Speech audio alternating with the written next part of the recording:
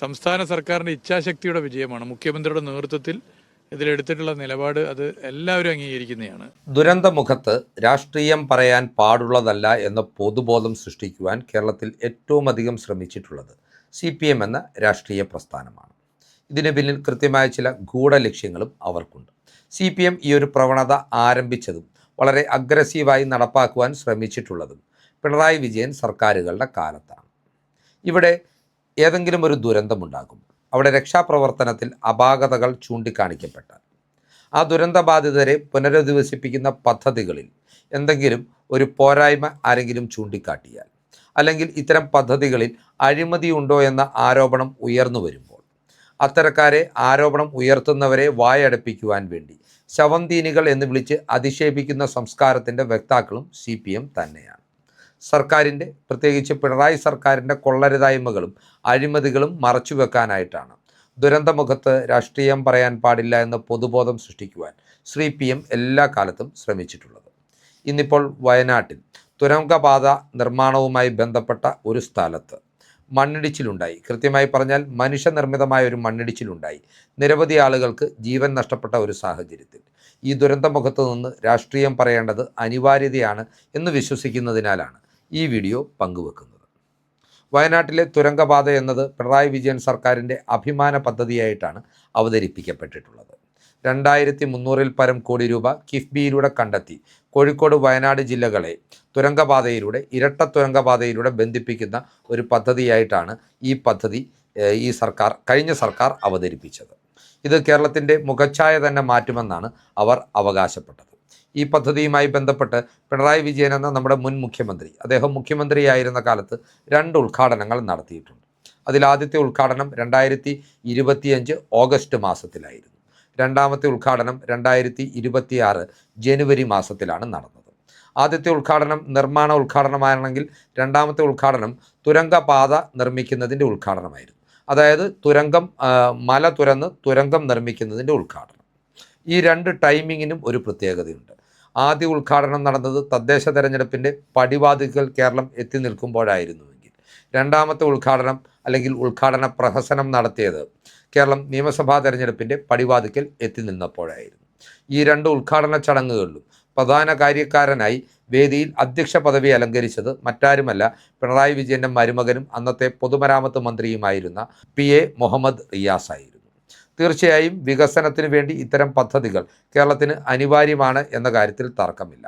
എന്നാൽ വയനാട് പോലെ പ്രകൃതി പരിസ്ഥിതി ലോലമായിട്ടുള്ള ഒരു പ്രദേശത്ത് പാറ തുറന്ന് ഇത്തരം നിർമ്മാണ പ്രവർത്തനങ്ങൾ നടത്തുന്നത് എത്രമാത്രം ആശാസ്യകരമാണ് എന്നൊരു ചിന്ത ഉയർന്നു വരേണ്ടതുണ്ട്. കാരണം പ്രകൃതിക്ക് മേൽ അത്രമേൽ ആഘാതമേൽപ്പിക്കുന്ന പദ്ധതിയായി ഇത് പരിണമിച്ചാൽ അത് ആ പ്രദേശത്തെ ജനവാസയോഗ്യമല്ലാതാക്കി മാറ്റും എന്നതിനാലാണിത്.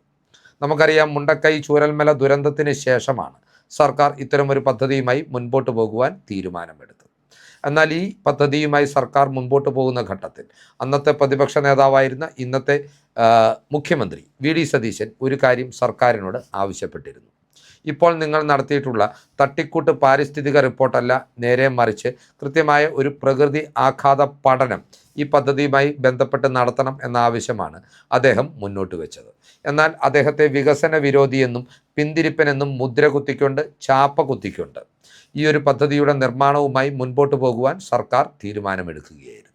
ആത്യന്തികമായി കൃത്യമായ പഠനങ്ങളില്ലാതെ, പാരിസ്ഥിതിക ആഘാത പഠനങ്ങളില്ലാതെ ഇത്തരമൊരു പദ്ധതി നിർമ്മിക്കുവാൻ ആരംഭിച്ചതാണ് ഇന്നത്തെ ഈ വൻ ദുരന്തത്തിൽ കലാശിച്ചിട്ടുള്ളത്.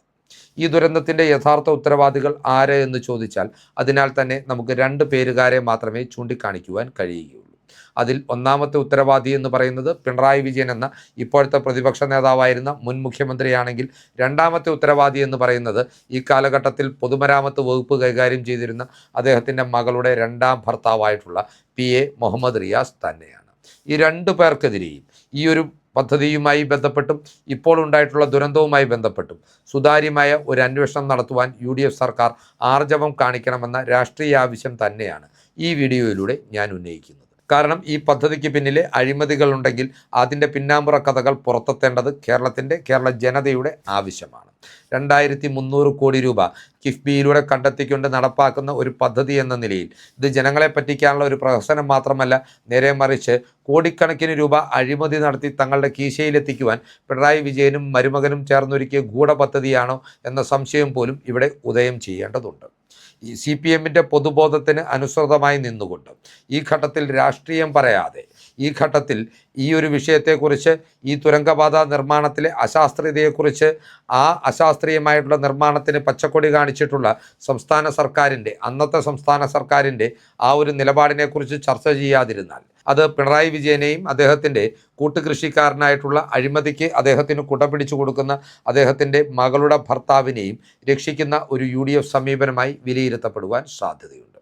നാം ഓർക്കണം, പലപ്പോഴും UDF സ്വീകരിക്കുന്ന മൃദു സമീപനങ്ങളാണ് ഇത്തരം കൊള്ളക്കാരെ പല ഘട്ടത്തിലും അധികാരത്തിന് പുറത്താകുന്ന അവസ്ഥയിൽ പോലും സംരക്ഷിച്ചിട്ടുള്ളത്. ഇപ്പോൾ തന്നെ നമുക്കറിയാം, ഊരാളുങ്കൽ ലേബർ കോപ്പറേറ്റീവ് സൊസൈറ്റിയുമായി ബന്ധപ്പെട്ട് നേരത്തെ ഉയർത്തിയിരുന്ന പല ആരോപണങ്ങളും UDF സർക്കാർ അധികാരത്തിലെത്തിയതിനു ശേഷം ഉത്തരവാദിത്തപ്പെട്ട മന്ത്രിമാർ തന്നെ വിഴുങ്ങുന്ന അവസ്ഥയാണുള്ളത്.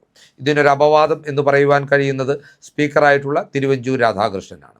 ഊരാളുങ്കലിന് നൽകിയ കോടിക്കണക്കിന് രൂപയുടെ പദ്ധതികളിൽ, കരാറുകളിൽ, നിയമസഭയിലെ പദ്ധതികളിലും കരാറുകളിലും കൃത്യമായ അഴിമതി ഉണ്ടെന്ന സംശയം ഉയർന്നതിനെ തുടർന്ന്, ക്രമക്കേടിനെക്കുറിച്ചുള്ള കൃത്യമായ തെളിവുകൾ ലഭ്യമായതിനെ തുടർന്ന് ഈ പദ്ധതികളെല്ലാം റദ്ദ് ചെയ്യുവാനുള്ള ആർജവമാണ് നമ്മുടെ സ്പീക്കറായിട്ടുള്ള തിരുവഞ്ചൂർ കാണിച്ചിട്ടുള്ളത്.